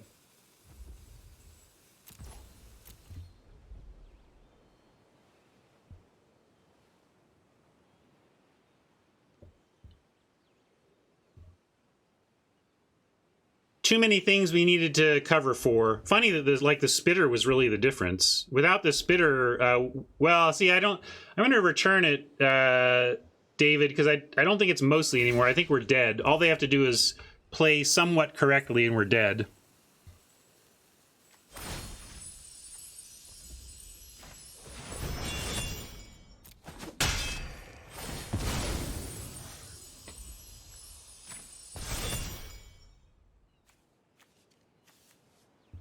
Oh, and then I mistapped, but we were dead anyway. It's fine, gang. We were not winning that game.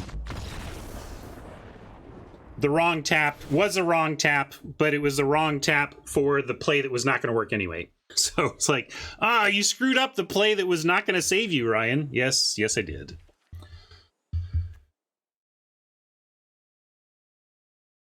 Bummer. I thought we had that one, and then Torbrand plus the removal was enough. What are we thinking about this deck? They're pretty aggressive themselves. I think I like the Mangara here.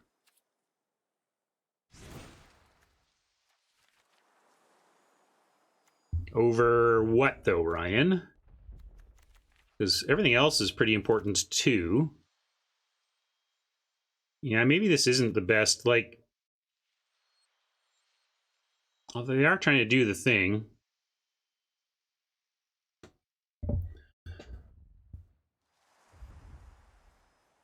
Yeah. This is a case where I kind of just like our configuration. I don't want to give up our high-end, our Unleashed, and our Angel, because they're not super long game control that has us beat in that department, but they're also not low to the ground aggro or anything. So I think the kind of mid-rangey build where we went in with is fine here. I'm going to send it back. But that's the thing, Pablo. I don't think this is aggro. I mean, I guess it's got Spitter. Maybe I'm kidding myself. They are trying to be aggressive, aren't they? Yeah, that's a fair point. Maybe we can swap those two. All right, let's try that. We'll cut the, although that's good for our aggro, but that's interesting. Let's try this. I like it. Loxodon is not too slow. If we can curve out, Loxodon is what lets us beat their speed. Although this is certainly not the best Loxodon deck. I love the Loxodon, but I love it when I've got a lot of good white 1-drops, and we only have a couple of those. We can keep this, though. No green yet, but the Thalia, Lurrus, Heliod all seems good.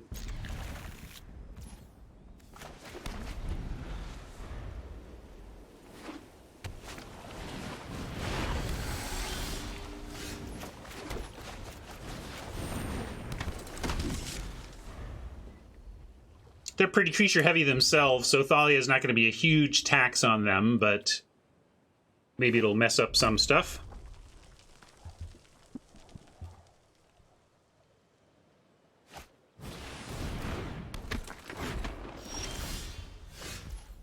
I feel like if we play Lurrus, they just pick it off. Whereas if we play Alseid and wait, we can play Lurrus and protect Lurrus. So we're going to do that. Or we could do Heliod here. But I'm going to go ahead and just attack with Thalia, and they're not going to block. And then I'm going to play Alseid and pass. You like Heliod next turn? Yeah, maybe. I just don't feel like Heliod. What does that do for? I guess this lifelink. It depends. Let's see what they do. If the Alseid can attack cleanly based on what they do, then yeah, I like the Heliod for the free life. But now, see again with the Lurrus, I'm just gonna protect our Thalia and work the Lurrus Alseid plan.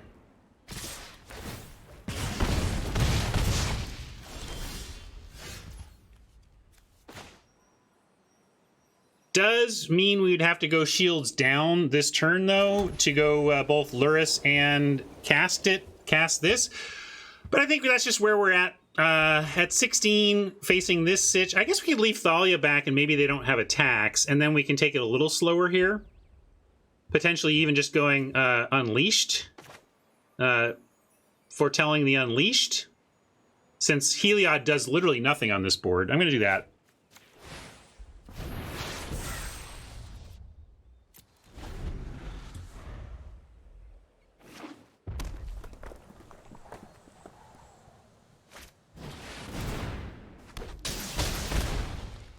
Need a sweeper.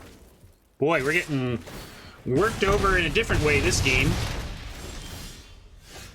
Worked over. Let's see. We can't do this for much. We really want at least 5 to do this.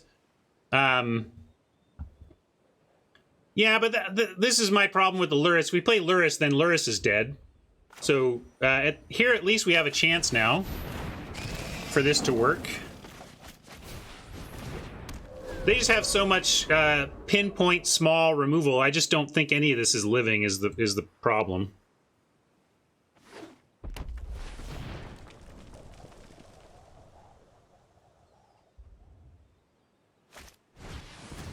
All right, well, fingers crossed. Lurrus is still alive.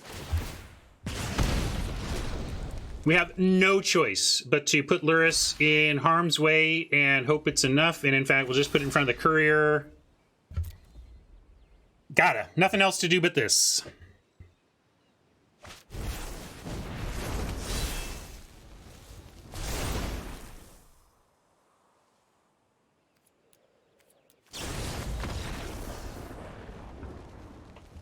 Brutal. Just got wrecked by that deck. We were never really in any of those games. So after some Millhouse to make some return, we don't get there on the end. What is now? This is where I want to see, like, yeah. So at the very least, in traditional cube draft, when we 2-1, we get our buy-in back. So that's pretty good. And I like that. It feels a lot better. How much better does it feel to break even on 2-1 than not? So we'll claim that prize. Even get a little extra gemmage. Look, that's profit, baby.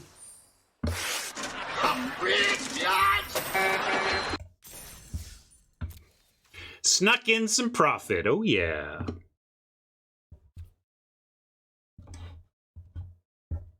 All right, let's see. What time is it? 11:30. I probably should just move on, but I can. How about I do this AMA?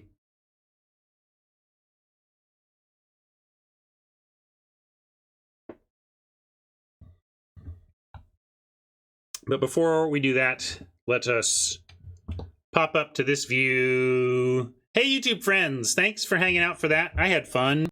As like I've been saying this week, really, in a cube event, if my deck does the cool thing that I'm trying to get it to do a few times, it's really all I can ask for out of a cube experience, and we totally did it. We got there. In the sense of our deck did the thing. We had some cool turns. Oh man, that first, like we lived the dream early on with my favorite play of the event was the Conclave Mentor into Loxodon, tapping 5 creatures and then returning something from the graveyard. I can't complain about an event where I got to pull off a play like that. That was really fun. That's why we cube. So didn't manage to trophy, but certainly managed to have our deck do its thing enough to have had a good time here. Thanks for hanging out, and we'll catch you the next draft. Bye, YouTube friends.